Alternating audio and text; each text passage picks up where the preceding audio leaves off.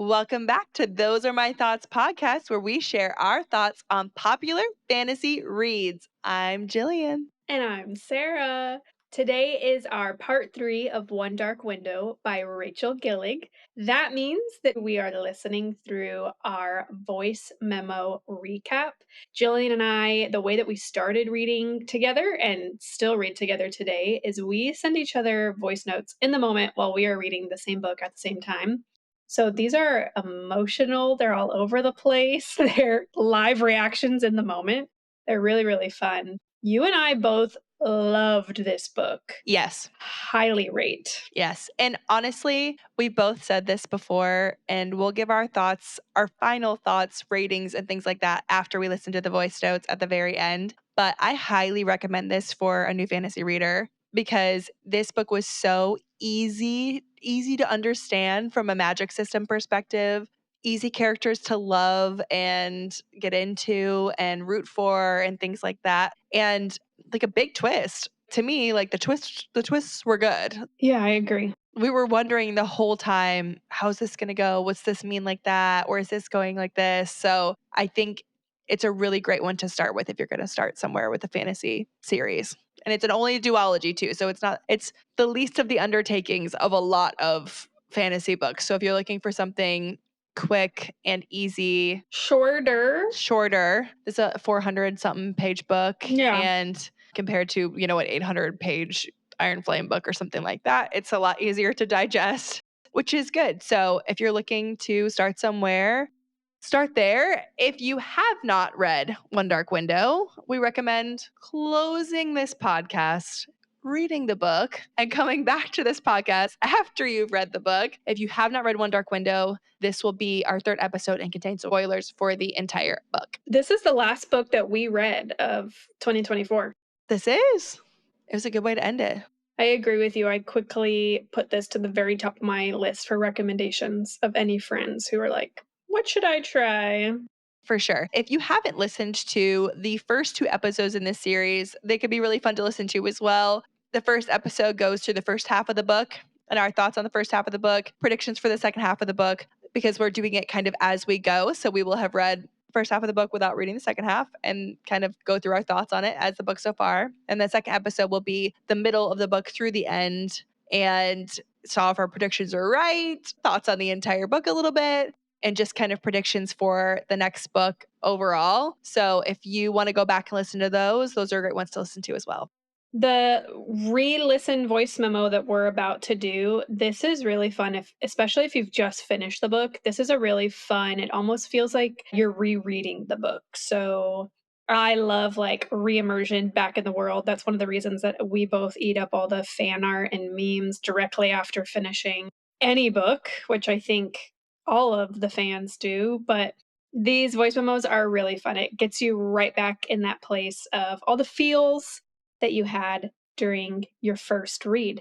That's another thing to note. Jillian and I, this podcast so far is episodes about our first time reading a book. These are not books that we've reread. We are reading these books for the very first time. So These are very raw first time reactions. You get so many different thoughts on a reread. This is not reread. This is first timers. Yeah, maybe we'll do reread episodes or something as we go along, but for now, it's our first reactions to a lot of these books, which is fun because I think probably a lot of you can relate if you've read these for the first time to our reactions. And I'm curious to see if you guys think the same things that we think as far as predictions and things like that, because we make some outlandish predictions while we're reading books and voice noting each other. And it always makes me laugh at the end of it, especially with a book like this where there's like an obvious twist coming, like something that's clearly not right. So we start like early being like, what's this about? Like, and it's just so funny to see our predictions on what that's going to be. So I'm excited to rehear these voice notes. I have some predictions in these voice notes that you're about to hear that I kept in there because you just need to hear how ridiculous they were and how much I stood by them. That's so funny. I don't remember what you said. So I'm excited to re-listen. Okay, this recap is 13 minutes long, so sit back, relax, and afterwards we'll share all of our thoughts on the book. Are you ready? Let's do it. 3, 2, 1. Okay, I read chapter 1. This is giving me Cinderella vibe, like evil stepmother, the half-sister twins. Okay, so here's the deal. I am loving this book. Surprised at page 32 to be like, I'm excited. I feel like I love the concept. I love the writing, actually. The little poems before each chapter are so cool. I'm excited about this book. Had the same sentiment. I was like, oh, I really like this. And normally I don't use any of those words before I'm 150 pages in. So I think this is very good signs. I love the poetry aspect to this book, how it kind of incorporates within each chapter. It's so fun. I'm loving it. Also, we got the first moment where it talks about the Shepherd King, and the book is book 1 of the Shepherd King series or something like that. So I'm interested. The uncle with the nightmare card, it's really scaring me because I feel like somebody is going to kill him. I'm worried. Finishing chapter 4, which means that I just met Raven. Maybe Emery has the infection and it's like making him mad. Because what he said to her on the stairs was so weird, and it was like he saw the monster in her. So maybe he's infected. The nightmare in her head reminds me of how Taryn can speak into Violet's mind. It's like this other, smarter, stronger being that knows more, like more ancient, and also like these funny commentary in her own brain. I think it's so funny. God damn it, Ione. Like, I'm so upset. Do you think that she was under the influence of the Red Sky card? Or do we think that she truly believes that Hawk is a good man deep down? I knew that was going to happen, but I'm still bummed to see it. Just finished chapter 10. I'm loving this book. He's totally into her. Blushes, flushes, all things. Raven just asked her to use the mirror card, and she said no because she can absorb any card she touches. I'm wondering, it's not like she's touched any other card, so how does she know it's going to happen again? If she can absorb any card, I think she'll learn to harness that and become like the most powerful of all or whatever. I feel like she is the Twin Elder card. Will happen. Just a thought. Never ever have I so early been so invested. There's nothing I'm mad about. There's nothing that I wish I had more of. Like, I'm loving it. Yeah, I'm in chapter 12, and they just suggested that Raven court Elspeth, and I'm like, they have to pretend to like each other until they actually fall in love. Yes, I love that they're like, okay, you guys have to pretend to court each other. That's almost as good as like showing up to a hotel and only having one bed in these friggin' fantasy books. So, oh my gosh, Raven's infected too. Wow, I did not see that coming. I love that. Obviously, they're going to bond over that, and they are going to fall deeper in love with each other because they both understand. I hate how in chapter 15 she literally uses it and like throws it in his face, but gotta start somewhere. Do you think that her cousin Ione is gonna become part of the big bad? I'm trying to figure out, the Rowans, are they the big bads or just the king and Hoth? Feels like there's something bigger. I guess my gut is telling me that I don't feel like we have met the big bad yet. No. Do you think that Raven is the King Shepherd? Is that crazy? Or maybe he's a descendant from the Shepherd King? I don't know. This is what the nightmare says to her. The girl and the king, the monster they became. The nightmare is the Shepherd King. I love everything about this story so far. I don't know if it's just that I'm cruising through this book or how the author writes, but I'm not even finding myself taking time to wonder. I'm just like, what's next? What's next? What's next? Like, I haven't even taken a moment to be like, what could this mean? Also, you know how completely wrong I am when I decide to like die on a hill, and me dying on the hill that the nightmare is the Shepherd King might be my downfall, and that'll be funny. LOL. I'm just gonna stick with my ridiculous theory that the Shepherd King is Raven. I have no other reasons other than might be a cool prediction. We'll see if it works. I have a question, which is, how do people get infected? Guess what? Chapter 17 is the first time we get the phrase, one dark window. Here we go. Okay, I think that she is losing the grasp of being able to control the nightmare. And I think, like, she's going to need help. They're going to need to separate the nightmare out of her because I think the nightmare is taking over her body. I don't know how you're picturing this book. It's weird because we're not in some kind of fae world. Like, what time period are you picturing this in? Yeah, great question. I was getting so annoyed of him calling her Miss Spindle, which is really funny because the exact moment that I get really tired of him saying Miss Spindle, she says, "Hey, just call me Elspeth, please." Feels a little bit old English. You know how in all these fantasy books, instead of saying the expression gods, whatever, in this book it's trees? Oh my god, shut up. I hate it so much. It took me a couple times reading it to be like, what the hell are you talking about? Like somebody's in the tree? But I think it's really funny. How weird. I feel like chapter 20 was my favorite chapter yet. Okay, so the dream. Whoever the knight in her dream is, if he's the Shepherd King, is definitely the nightmare. When he's saying, like, let me out, I think he's, like, saying, like, I think it's the Shepherd King being like, let me out of here. Castle U is haunted.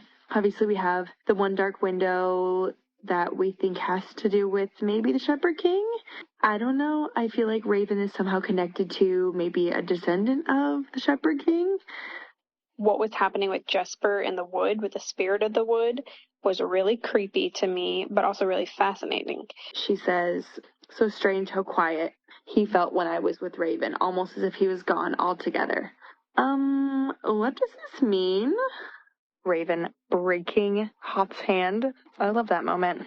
I'm so glad that happened. Oh my gosh. Okay. Chapter 21. My first thought is like one more chapter we would have had completely different thoughts about Ione. She clearly doesn't like Hoth, the whole Elm situation. I think in general, I was wrong about him as well. And I think we're going to see that like more Cassian side of him. I feel like that's where he's headed. Like warrior brute that will protect his people at all cost. I'm literally on a high from reading chapter 22. Like, I cannot wait for you. Ugh, I just love this book so much. Love the whole makeout scene, obviously. Like, I guess with being an altar and having blood, I was like, oh no, this can't be good. This really can't be good. So she has the Shepherd King's soul inside of her. So what do we do now? Like, obviously Raven's gonna find out soon. The freaking nightmare is taking over her body every time she gives him a bit of her magic. So we were right. I'm not mad about that. I'm starting to not like the nightmare. He's starting to give me evil vibes. I really hope that she tells Raven pretty soon so that somebody helps her not literally die. I'm obsessed with this like awkwardness, like morning after with the family. The chemistry between Raven and Elspeth is off the chart. I can't even tell you how many times in this book I've been like kicking my feet giggling. Oh, it's so good. All that to say, I am a little bit annoyed with Elspeth. He's like, tell me what's going on. And she's like, I'll just make out with you instead. Like, I don't think I would have been in Raven's position. I mean, maybe he's just like horny, but just to like ignore the big elephant in the room. I also thought that we were getting that in 28, that she was going to finally say it, and she still didn't. You know, she gave him like a piece. So it's all annoying. What I'm curious about is why the nightmare keeps saying, like, you don't have any time. What does that mean? Just big questions for the end of this book. I thought we're in the last 20%. So scared. I also think that when she tells him that his magic is going to be something similar, I think that when she finally says something, he'll be like, oh, that's what you have to share? Let me tell you what I have to share. There's got to be a reason that the Shepherd King is literally inside of her and that the main love interest is a descendant, if we take Emery at his words, of the Shepherd King. Like, there has to be a connection there. I'm assuming that's the connection as to why the nightmare goes calm and quiet when she's around Raven. Like, what's happening? And then there's also the question of, like, why did the Shepherd King pick Elspeth? because that seems very intentional as well. He's going through her for a reason. Elm sees her more clearly than anybody else. He's picking up on things that nobody else is, and I want to know why. A weird prediction is that I think Ione and Elm are going to get together at some point. Emery says something, he literally says, oh, it's almost like you were made for the Shepherd King, or almost like you were made for me, or something like that. And I was like, what? The maiden, the Shepherd King, the monster. The maiden, the king, the monster, something like that. It's almost like he was waiting for specifically her to come along, and that it had to be her. Oh, and I knew that the trees were going to come into this. Like, every new place that we've gone to has a special tree. Like, her dad's castle has a special tree. She told us about the trees at the cottage of her uncle's house, and then she always mentioned the trees at the Hughes place. I knew that that was going to have significant meaning. Their phrase is trees. We talked about that. But in every book, that phrase, like cauldron boil me, or oh gods, or blah, blah, blah, blah, it's always about the thing that's like the ruler over the kingdom, right? The cauldron's most powerful, the gods most powerful. So the trees obviously have to be the powerful thing in this world. Why did I not pick up on that sooner? In Adler's card, I feel like it's going to have something to do with her twin half-sisters. Maybe her dad has it and he hid it. I don't know. Why is it that, like, as it's getting closer to the end, I'm starting to trust the nightmare more and more? Oh my gosh. Oh my gosh. I literally am in shock. I just finished chapter 34. Holy cow. He just like fully took over, and it's like, is she dead now? He's like, good night forever. This is where you go. This is where I take over forever now. What? I'm so scared for Raven. I am wondering how the heck we're getting out of this. Is she dead? How does she come back to life? Hang on, I have a prediction before I keep reading. I predict Raven's going to go get the Twin Elders card with the Shepherd King, or the Shepherd King's going to lead him to the Twin Elders card. That is Elspeth's out. Like, I think when they find all the cards and the sickness is gone, we'll get Elspeth back. I'm shocked. I just didn't see it going this way, even though I predict so much of it. I guess I thought that we were going to get somewhere further in this book before it ended. And now I know that there's only one more chapter left. I'm like, no, this is not where this was supposed to end. I got terrified the moment that she was like, had I known that those were going to be my last words to Raven, maybe I would have chosen them differently. I'm like, oh God, what's about to happen? So I was really nervous ever from that point. Wasn't expecting Hoth to be like our big bad of the book. I guess now my big question is, like, do we trust the shepherd or the monster? I don't know. Oh, That's it. oh my gosh. I love this book. That made me want to reread this book again. Every time I remember this book, I'm like, oh yeah, I had such a good time with this. Let's get back in. I feel like this would be just as good on a reread, and it's such a like quick read. I feel like it would be an easy reread of this book, but I'm really excited to continue the rest of this series. Yeah, all the feels again. I feel like we were correct in a lot of things, and I wasn't mad about that. I think sometimes when it seems predictable, but I've also never heard a story like this. So like, even though I predicted the storyline a little bit, it still felt like I wasn't mad that it went that way, because the way that she wrote it was still surprising to me. Yeah. I laugh at many things. I just feel like there's many things that I said and I was so confident about that just did not matter. Like, first of all, I started with it's giving me Cinderella. Like, it just really never comes up.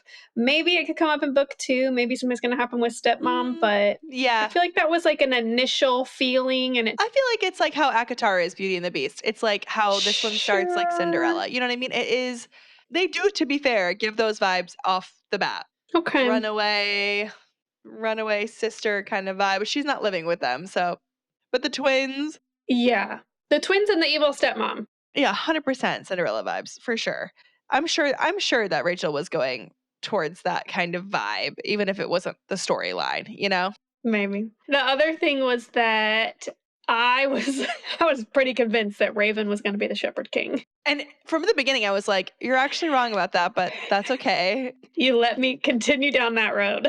The first time you brought it up, I was like, no, actually, did you know they already specifically stated that the nightmare is Did you read the book, Sarah? They already told us who And you the were like, Shepherd good King is. theory. You were like, good theory. But I'm going to stick to saying that Raven is the Shepherd King.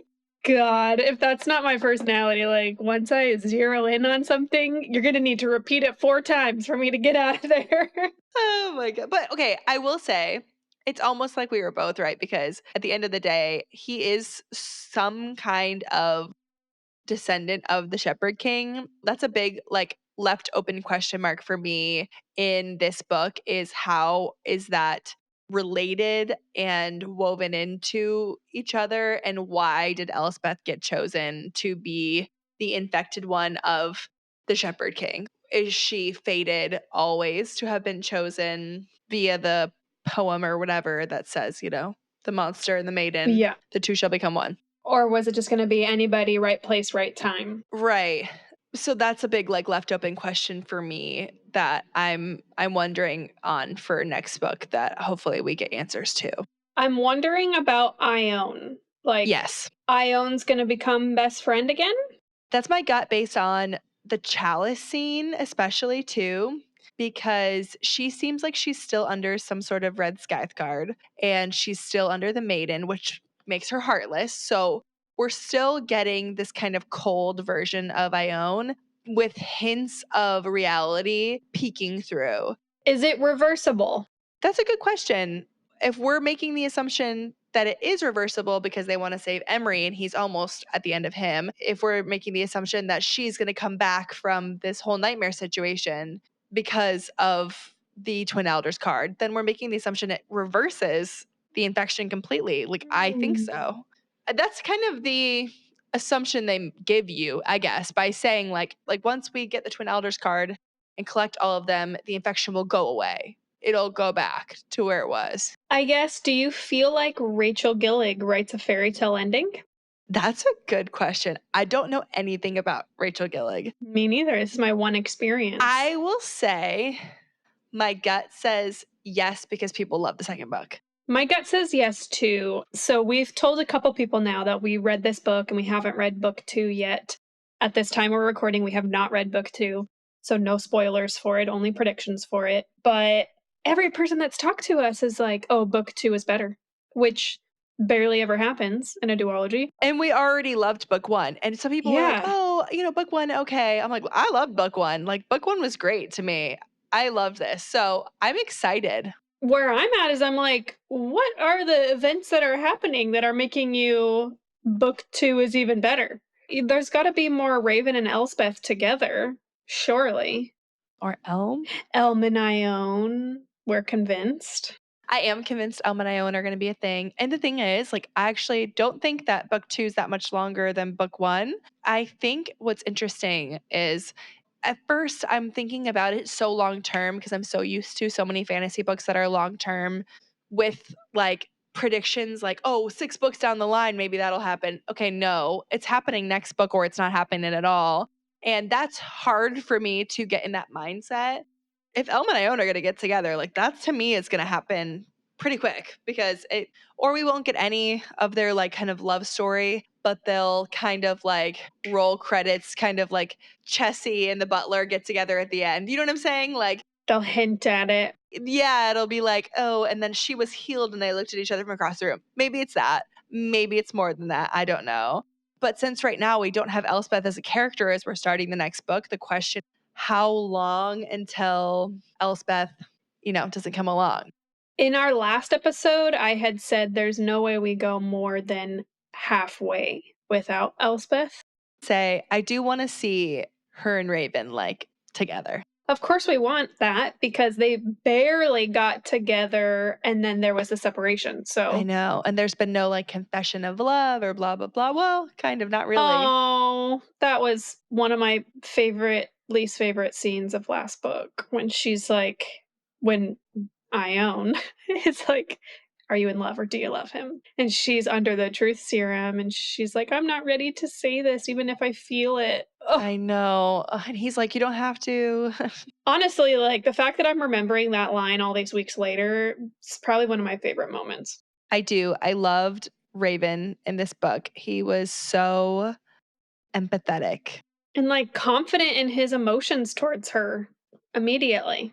Yeah, I only had one bone to pick with him for avoiding in place of sex. But, other than that, I really enjoyed him and his character and how he handled Elspeth, who was going through a million different things and she was trying to figure out. I love how he loved her out loud. Just he sees her in person and it's like, and it's nice because like immediately they're like, okay, you're courting her, so you have to act like you like her. So he's like allowed to love her out loud, which I loved because he kind of immediately was like, oh, I'm courting you. And the pretending happened for 0.5 seconds. And then they were like, no, we just like each other, which I loved. I'm like, okay, great. I really loved that about this book. I think overall it's close to a 5-star read. Would you give it a 5 stars? Yeah, I give this book 5 stars. I barely have I don't know if I have anything negative to pick about it. I know.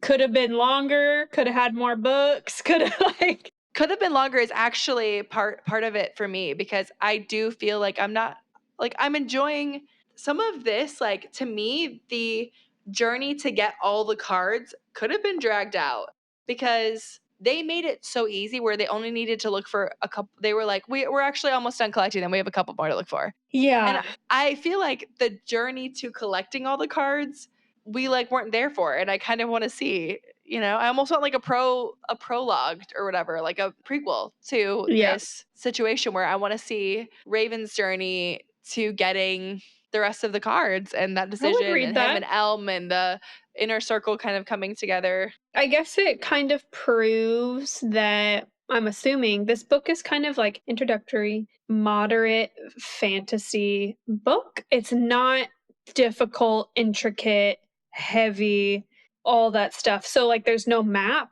We barely go to 2 locations. So I guess when you're putting it that way of the journey to getting the cards could have been longer. Like there's actually not a lot of world building. So I guess it makes sense that there also wasn't a lot of mystery building of like, how do we get all the cards? How do we do this? But maybe that's why I still enjoyed the twist that she did with what's the identity of the Shepherd King? Who is this? Who is that? Who's infected? Like for it being I guess a more introductory fantasy read. Yeah. Like the twists and turns kept me so engaged that I was as engaged as reading a Crescent City book versus reading this book, which you cannot compare the two on terms of plot and character development and da-da-da-da-da. Yeah, no. But they both were so like well thought out is what I'm saying. Yeah, that's true. And in some ways, like you said, like we were bought in from chapter 1, like which I think is almost impossible or maybe never have we done that? Like it hasn't happened to me in ACOTAR. It did not happen to me in Fourth Wing, and I adore those series. Yeah. But didn't happen to me there. This is one of those books where you don't even have to tell somebody like, oh, well, 100 pages in, you'll like start to really feel it. No, you'll start to feel, you'll get the magic right away. Like it's kind of like you'll understand what the situation is kind of immediately. And you start meeting characters and the plot starts moving so fast. When we were talking like, oh, chapter 10, this is happening. I was like, oh my gosh, already? Like, I just feel like it was, I don't know. It was one of those things. Like going to trade the card for the mating card for, like, we didn't really know, but that suspense level was basically in chapter 2. Like they were going to Equinox and then she traded for the mating card and we're like, what? I know. Like immediately I was mad at Ione and I knew like 2 sentences of her before then. I was like, God damn it, Ione. Why would you do that? I think it's funny. Throughout reading this book, you and I went like this with the character Elm. So I definitely think we're going to get a lot more from him in book 2. But beginning of book, you had stronger emotions. You were like, I don't like this guy. He's a dick. No, wrong. No, I said the first thing I ever said about Elm was that I liked him. I was like, ooh, Elm seems hot and whatever. And then after he was like, immediately a dick, I was like, oh, shoot. he kind of sucks. Yeah, okay, I think I remember that now. It's in part 1 if you really want to know. Yeah, part 1 is me hating on Elm because the first thought I ever had about him was like, oh yeah, like Elm, let's go. And then he kind of immediately disappointed me, and with the whole Red Sky situation. Oh, making her slap herself. Yes. Ew, I hated that about him. Of course we don't like that. We talked about this in the second episode, and it came up again in these voice notes. He's a big question mark for me for how, like, to me, something is missing with him. Like, something is underlying with him we haven't learned yet, because he has picked up so quickly about Elspeth's situation. Oh, right. Immediately. And he didn't have rose-colored glasses like Raven did. Raven was like, but she's so beautiful, and I don't care what she said. She's ogling me, whatever. Elm's like, I think we should think about this girl. She got something in her brain that's a little weird. Like, why is that there? And like another big thing with this next book is Elm going to be a target because the Shepherd King hates the Rowans? So the question is Elm a target or not, and how is that going to play into it? I don't believe he will be. Like, I obviously think that Elm will make it through this next book alive. I think he'll live. I absolutely think he's a target, and I think a lot of next book will be about like, no, we love him, he's our family, but I think somebody will try to kill him. I do think he will live. My question is, there has to be an author's reason as to why our main guy, Raven, is a descendant of the Shepherd King. There has to be a plot reason of like, he is needed to free Elspeth and lift this curse, lift the mist. Has to be, right? Like that, you don't have to read that far into it. That has to be obvious. If that doesn't happen in book 2, it will. Might not get a 5-star rating from me. Well, clearly book 2 is good. And I don't have a lot of predictions about plot other than it's the journey to figure out like the Twin Elders situation. Oh, and you think the book will end with the mist getting lifted? Or do you think it will happen at all in next book? Does the mist ever get lifted? Yes. Okay. Yes, I think the infection goes away. Because otherwise, kind of what's the point if they just like fail? Because there's no more book, right? Like, yes, I do think that happens, but there has to be another twist. Yes, definitely. So to me, there's a twist in there with the whole mist situation. Like, we've talked about who is the big bad. Is it the king? Is it the mist, the spirit of the wood? Is it what? I think we might get something suspenseful of like, does Raven need to die to save Elspeth? Does Elspeth need to die to save Raven? And there's going to be like something that happens there. I think they'll both live. I don't think either of them are dying. Do we think anyone is dying? Yeah. You asked me this last. And we both said Emery. So I'm sticking with that. I don't think Emery's going to make it through. Obviously, I want him to, but you have to have at least one death to get those emotions hooked, I think. Sounds very morbid of me, but in these fantasy worlds, you know, like Harry Potter, you lose a couple people there. I know, but we're not getting like this big, long, drawn out character thing. So I think it'll only be Emery. I think they won't have lifted the mist in time for Emery. Maybe one of Raven's parents. Like, I think they've emotionally built us enough to where, like, that family's close. How dare you? I'm sorry. I actually do love his parents. No, exactly. Really See why this would be a good death? You know who hasn't died yet that needs to die? The king. Hoff. And Hoff. Yeah, both. Hoff, that horrible guy. Ugh. I vote they both die next book. You know what? We haven't gotten enough of how bad the king is for me to hate him. And the king has saved a lot of people with the infection. So I'm wondering if the king isn't even all that bad. Ulterior motives. That could be a twist. Okay, I was going to ask, do you think that dad and stepmom are living in this duology? So dad just showed us that he's like a good man. He gives her the well card, you know? He has to find out in next book that his daughter is possessed by the nightmare, Mhm. the Shepherd King. Is he going to flip? Is he going to want to save his daughter? Is he going to go and... We debated on this last book too, I believe. Or not last book, sorry, last episode. I believe we both had a different view of that moment he gave the well card to her. I don't know if I'm remembering correctly, but wasn't it that I thought he was kind of saying like he kind of knows and he's giving it to the cause, and you were saying it was like passed down, so he's giving it to her with that and kind of saying like, Yeah, what led you to think that was he said you don't have to give it to Raven? And you understood that as, oh, he knows what they're doing and what they're working yeah, for. and you're like, no, they're just always given to the men in the family, and yeah, you don't have to give it to him. The wife gave it to the husband. What if it's a double? Yeah, could be double. Could be double. I guess I just thought he gave it so easily, and I agree. could have just been coincidence. Could have been coincidence that he gave it to her at that time when it all was happening, but I'm wondering if her dad saw more than she knew kind of situation and wanted to, kind of slyly give to the cause. What about the aunt? The sweet aunt that loves her so dearly. I don't think she's dying. Does she get to kill her husband? I'm sorry, I'm on like a death train right now. I don't know why. What's interesting about that is he was not under the influence under the red sky. He's looking for power. Even re-listening to our last episode, I think I need to reread that part of the book because I still don't understand that scene. I still don't you so clearly are like, he was not under the influence of the card. I don't remember that. Do you want me to retell you what happened? No, but you told me before and you told me last know. episode and I still am confused. Hoth is like, he walks her up to Hoth. Yes. And he says like to the uncle, like, do you want to tell her that you're not under the influence or whatever? Or I just don't remember reading that. And he won't say anything. He's like, he's shame. He's like, yes. Shame.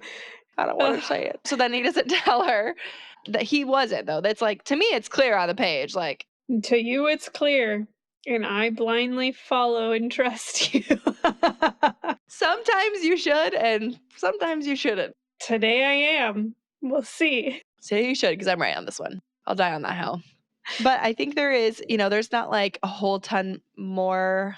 I'm loving maybe interacting with some of the other cards, like in this next book, kind of getting to see some of the other cards in action. Because I think some of them we got to like either collect them or hear about them, but not see them in action, like the Maiden, like the Mirror, like some of the other ones. I'm hoping to get some more of that like live magic in this next one. Here's a question. The end of the book, the Shepherd King says, like, the card is in the place that I left it. Where do you think he's hidden the card? And this is where I check out. No thought. I've been thinking about this because I originally had thought that the card was somehow like with him or inside of him. Or... Yes, I made the first prediction that I thought she was the Twin Elders card. Like, yeah. Okay, and then I had a weird prediction where I was like, I think the card is somehow hidden with the twin sisters only because of the word twin. I don't know. Yeah, the moment you said that, did you notice I never made a comment about that? Because I was like, weird. Like I've told you before, I've noticed these things, Jillian. I just didn't comment. I was like, fun theory. Anyway. If Jillian changes the topic after you've introduced something, she doesn't believe you. Or she's not interested. At least I didn't tell you how bad I thought the theory was. It's a true friend. True friend. I don't know, though. I have no idea. My gut goes back and forth between a physical location and a metaphorical location. But I guess my gut would be metaphorical because I think the way they set it up makes you think maybe it's physical. But the One Dark Window, all of that was all a physical location. And I think that this next one's more conceptual. Okay. Did you ever read the book 2 excerpt that was included in book 1? No. Sorry. It's a couple pages. No, I won't. But our listeners would not have read that either, potentially. Maybe they said maybe no they spoilers for the next book. So no spoilers for the next book. All I will say is that it gives you a pretty good idea which direction this story is going and where we're probably going to spend a lot of time. When we finish recording, you need to read it. Okay, I shall. Any final thoughts on this book at all? Loved it so much. I think for me, the big things I will remember is the chalice scene, like the truth serum scene. Loved it. I will remember their banter. It was so sweet and cute and kind of instantaneous on page. Mm-hmm. Yeah, I think those are the big things for me. I'm with you on those specific scenarios that made me feel that were memorable. I really loved the chalice scene as well. Definitely for me also was like the standout scene. Like the big climax scene. The big coming together, truth bomb after truth bomb kind of dropping at the table. So you kind of get to see all these different things that you've been suspecting. Right after this scene too is when she finally tells Raven and Elm about the nightmare card. So it kind of all comes together right in one. I enjoyed that scene. Something I cannot let this episode finish without talking about is how much I talked about the significance of the trees in that voice memo recap. And like hasn't come up at all. You're like, I know the trees I are the went on gods. for minutes. I was like, I'm not really Sarah, feeling let that. it rest. I'm like, is it going to come up in book 2? Because technically that's the way that you find out the Shepherd King is the descendant, because of the trees. Is that the only significance of that? My gut says they're not like the gods. Like they don't have personalities. I don't even think they are either. I don't know where that came from. Listen, this is why we are your book besties. Like, you could tell us whatever theory you have and whatever way you think the story's going, and we'll support and love you. Because these are the predictions that I make. The trees are the gods. You're safe here with your bad predictions because we're throwing them out there as well. We're giving And you our bad pronunciations and all of the above. Yes. I think that wraps it up for me too for this book for now. I think there's a lot left unsaid that I'm ready to read and jump into Two Twisted Crowns and finish up this series overall. Once you're done listening to this, you can read Two Twisted Crowns with us. The next episode will be us reading the first half of Two Twisted Crowns, which is a little bit more fun maybe than the first half of this one because it should be a little bit more action packed, I feel, than I think maybe so too. the first half of this book too. Although all of this is pretty action packed. So read half of it with us. Come speculate on the second half of the book in this next episode. And then we will be finishing up the book in a similar fashion in the second episode of Two Twisted Crowns. And we'll do a voice note one to finish it up as well. So if you liked this one and you like One Dark Window, stick around for the rest of it. We'd love to be on this journey with you. Yes, send this episode to your friends as well who love the book so we can all talk about it. Buy this book for your friends, force them to read it. That's my favorite thing to do. Drop it off at their work. If you bought the book, here you go. You read it next. Exactly. I have a friend's birthday party coming up, and guess what I'm buying her? Two Twisted Crowns. I haven't even read it yet, and she is getting it for a present. I love that so much. You're so giving. Look at you. All right, everybody. Thank you for joining. And those are my thoughts. Those are my thoughts. See ya. See ya. Bye. Thank you so much for listening. We also want to be your long distance book bestie. You can find this podcast on all your favorite listening platforms. You can watch us on YouTube at Those Are My Thoughts Podcast. Follow us on Instagram, My Thoughts Pod, on TikTok, mythoughts.pod. We'd love to hear your thoughts and book recommendations. Email us at thosearemythoughtspod@gmail.com. Don't forget to rate, review, and subscribe wherever you listen. We love you. See you next time. Bye.